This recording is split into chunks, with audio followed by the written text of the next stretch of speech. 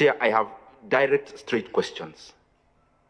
One, PS, in your presentation, you state that the revenues up to the time you presented, 8th of April, have gone up by 3.5%. Inflation is 4.1%.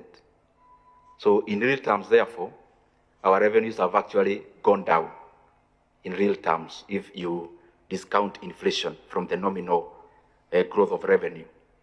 So in your assessment as the National Treasury, are the taxes of 2023 and last year worth it?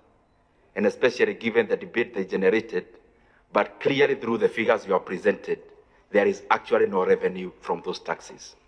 Secondly, you have stated that you project the revenues as they were stated at 3.3 trillion shillings. I would want to know the kind of how much GDP are you calculating with?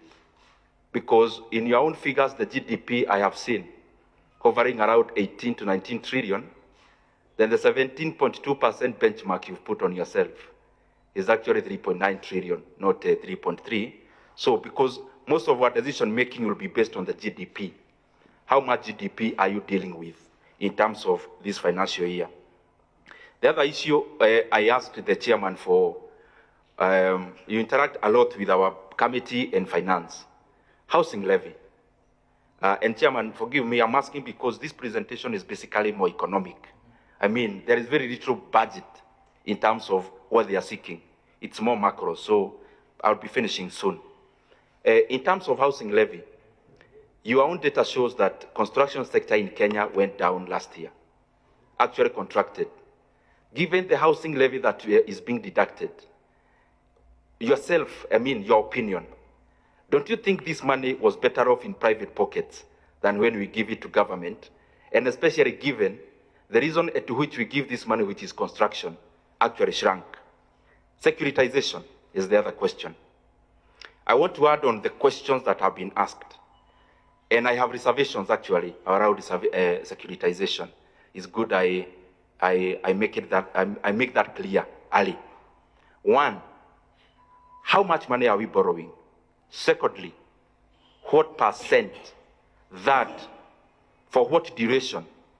By the time of maturity, how much will we have paid for the entire amount? And then on that securitization, supposing now PS, when you are PS for the National Treasury, you came into your position and your predecessor had securitized all the revenues of government. And the other question on that, is this money debt? And if it is debt, is it in the books of government as a debt? If it's not a debt in your treatment, what would happen if a new CS for transport comes and issues a gazette notice that removes the 7 shillings? The fallback position is debt. And if it is guaranteed, is it in the government books? Those are the questions I'd want around securitization. As I go to the finish, today's newspaper is glaring, and if you actually go into the pages, there is an attempt to clear the air on the usage of NHIF pension money and CPF pension money in aid of infrastructural development. Honorable PS, honestly, why would we put the workers of Kenya in such a hotline? The expressway you already have, and you have the accounts, they made a loss last year. And then we are here pressuring the pension funds, and especially NSSF and PCF, to invest in a project or in nature of projects that I have shown in the past they are not attractive in terms of their commercial viability. Is it prudent that the NSSF invests pension money in infrastructure projects, and especially given the example we already have is making losses? Privatization is the other one. I saw there is an attempt to privatize some of the government assets, and especially Safaricom. I would want to know what is the timeline. Because as you know, Bwana Kibet, I'm sure you are very well versed in that, and especially given you're also a director in Safaricom. The current trading, for example, for Safaricom, given a bear market, cannot be the right time for privatizing Safaricom. What is the valuation of Safaricom in terms of privatization, are Kenyans getting value for money? Very lastly, please, PS, when you go back to the office, this is my request. Go and do a memorandum to this committee. The same way you have requested some additional expenditure, please do a memorandum.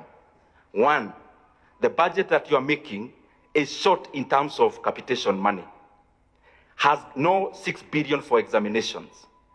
Basically, we are just budgeting, knowing we are going to increase our deficit later.